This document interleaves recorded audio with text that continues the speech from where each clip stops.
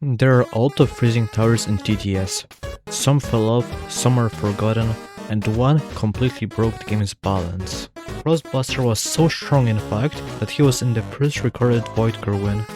But after all the nerfs, there might be a new tower that will take his place.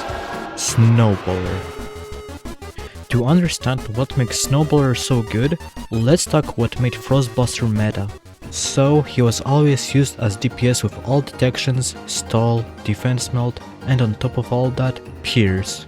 Yeah, it was obvious he had to get nerfed.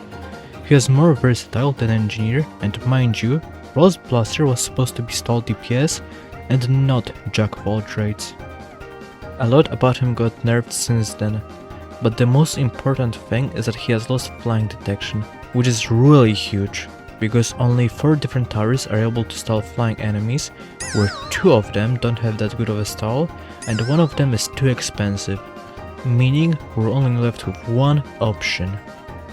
Snowballer is really good at taking out early flying enemies, and on hardcore he's really good for stalling void floaters, and pretty much any enemy in fact, as long as they are not hidden of course. And this is also where his first problem really kicks in, which is his lack of hidden detection.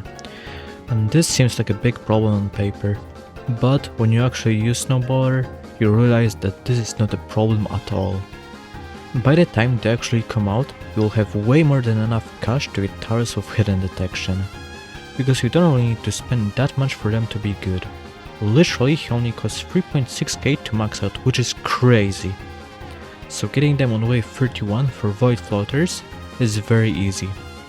And if you really need Snowballers to have hidden detection, then you can always use one of the 2 towers that actually give it. And well, this all seems really good, but you cannot forget that Frostbuster is used for DPS with stall capabilities, whereas Snowballer is only good at stalling and early defense. So using it in Voidcore might not be such a great idea, especially because Snowballer doesn't have that much DPS compared to Frostbuster. It's still not bad for the price though. So, the final question is, why Snowballer out of all freeze towers, maybe even all stall towers? Well, it's simple. Maybe towers like Sledger or Elementalist have good stall, sure, but they are difficult to put in a loadout due to their inconvenient weaknesses. They are still solid towers though. Sledger has the most DPS out of any freezing tower, and Elementalist has good crowd control. You can really find a niche for each freezing tower. Well, except Cryomancer, like actually what can he do that others can't? Anyway, the final question is, will Snowballer replace Frostbuster? Not really. Snowballer does something different to Frostbuster, and it's up to you to decide if it's worth replacing. If you want good DPS with stall, then go for Frostbuster.